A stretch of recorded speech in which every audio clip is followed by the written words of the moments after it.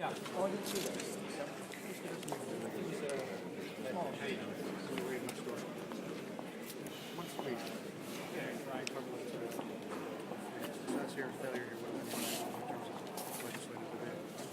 Well, success will be much more helpful.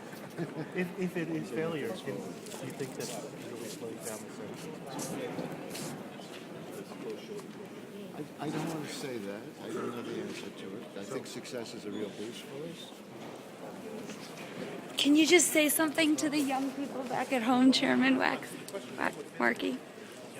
We are right now in the ultimate power shift that has ever happened in the history of the planet, where the green generation is about to take control of the agenda for the planet internationally. And that is something that is only possible because of all the efforts of young people across the country, across the world. And is President Obama going to bring change we can believe in to Copenhagen today? Yeah, I think President Obama is here to deliver a message which will resound across the planet, and it will basically begin the process of changing the world. Well, Chairman Markey, your leadership is in part what's helped us get as far as we have, so thank you so much, and it's great to see you today. Thanks. Thank you.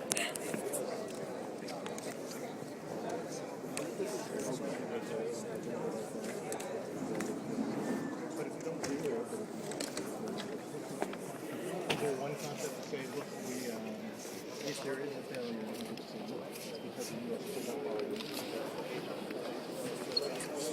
Mr. Hoyer, I'm Jessie Tolkien. I run the Coalition of Youth Organizations in the United States, the Energy Action Coalition. Do you have a message for the young people about what's happening here in Copenhagen? Well, what's happening here is very exciting. It focuses us on a crisis that is confronting our globe, and young people, as they have been historically, have been in the forefront of raising consciousness and demand for action, and they need to keep doing so. And what do you think passed, is... as you know, major legislation through the House of Representatives to respond to this issue. Now we're hoping the Senate will do the same, and that next year we will pass very major legislation which will help protect our environment and make us energy independent. Is President Obama bringing us change we can believe in to Copenhagen today? I believe President Obama is bringing us change that we can believe in. He's had some of the biggest challenges confronting him of any administration in history, perhaps going back to Abraham Lincoln, both on the economic front, on the international front, on the global front, and he has responded to all of those issues with a great deal of courage and a sense of urgency. What does Obama need to do today, sir? Well, I think President Obama is going to, he came here because although we're not finished, and we would have liked to have been finished, the legislation that we initiated and passed through the House, as you know, in the middle of the year. But I think he wants to make it clear to the world his sense of urgency, his sense of commitment, and his optimism that America will, along with the rest of the world, be a partner in getting to where we need to be. If nothing concrete comes out, how much will that hurt the chances of getting the Senate to act? Well, I think that... Excuse me.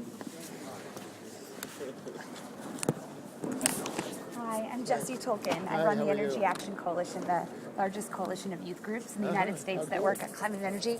Can you just say a message to young people who are watching these proceedings happen here in Copenhagen? I think one of the most exciting things about this whole issue is how it has grabbed young people. They understand it far more than others.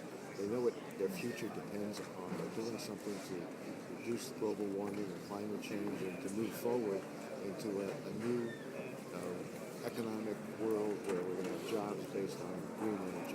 So young people here this week and last week have been concerned that the United States isn't putting targets on the table that match what scientists and what so many of the vulnerable countries around the world think that we need to do to prevent catastrophic climate change.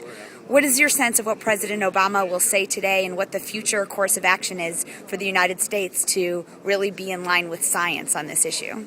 We're trying very hard to be in line with science because we need to be guided by the science. The goals that we set out in our legislation in the House are 17%, but that wasn't the reality. We were going to achieve far more reductions with our international conservation efforts and protecting the forests internationally. So I think we're going to get a lot closer to what the scientists tell us we need to do. But we also have to be able to get through politically. Right. What's it going to take to get legislation passed through the Senate? The Senate is a very difficult place to get legislation passed because they can't operate on a majority. They need 60 out of 100 votes. Right. A majority to act. But what I see there is a very encouraging signs of bipartisanship with Senator Graham, Senator Kerry, and Senator Lieberman. Great. And I think Senator McCain will become part of this as well. Great. Well, thank you for your leadership. We appreciate it.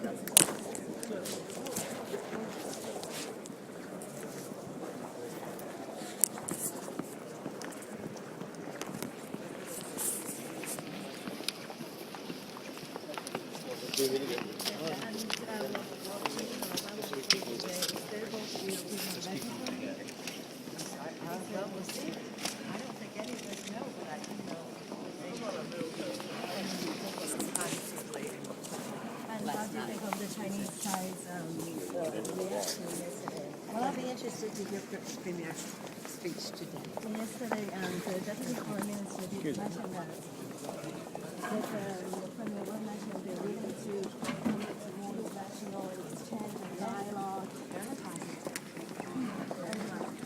But we have to have transparency because otherwise we can say almost anything. But it's very important for us to be able to